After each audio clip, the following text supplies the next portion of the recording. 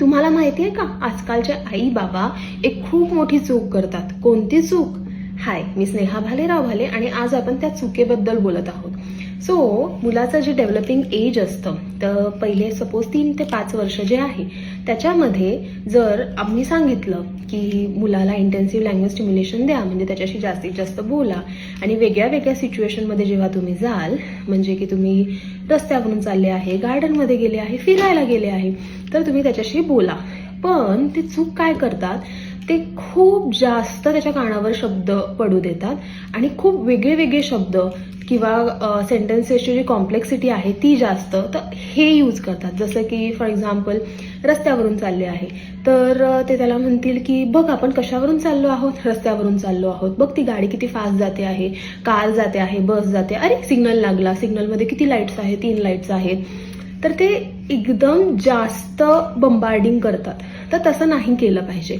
सगळ्यात पहिली गोष्ट, रेट ऑफ स्पीच, तुम्ही फास्ट नका बोलू, हळूहळू बोला. दुसरी गोष्ट, फ्रिक्वेन्सी, जास्त म्हणजे रिपिटेटिव्हली एक शब्द असेल तर तो शब्द किंवा ते वाक्य एकदा दोनदा त्याला परत सांगा, रिपिटेटिव्हली सांगा. आणि खूप जास्त प्रश्न नका विचारू की हे काय दिसतंय, ते काय दिसतंय, हे काय वाटतंय, ते काय वाटतंय, असं नका करू.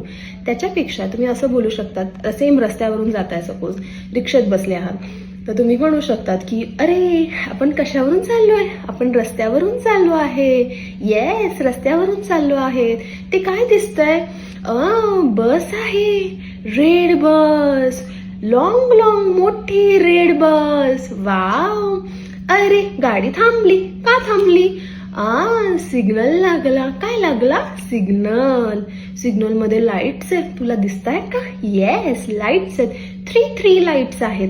किंवा तुम्ही बोलू शकतात की अरे ग्रीन ॲरो आला, ग्रीन ॲरो आला तर आपण काय करतो, जातो, असं.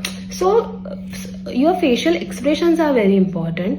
Second, your intonation is very important आणि the repetition it is also very important. So हे 3 गोष्टी आपण कन्सिडर केले पाहिजे. Facial expression, repetition, complexity of the sentence, म्हणजे सेंटेन्स खूप जास्त कॉम्प्लेक्स नको, किती वर्ड्स वापरत आहात ते महत्त्वाचं आहे.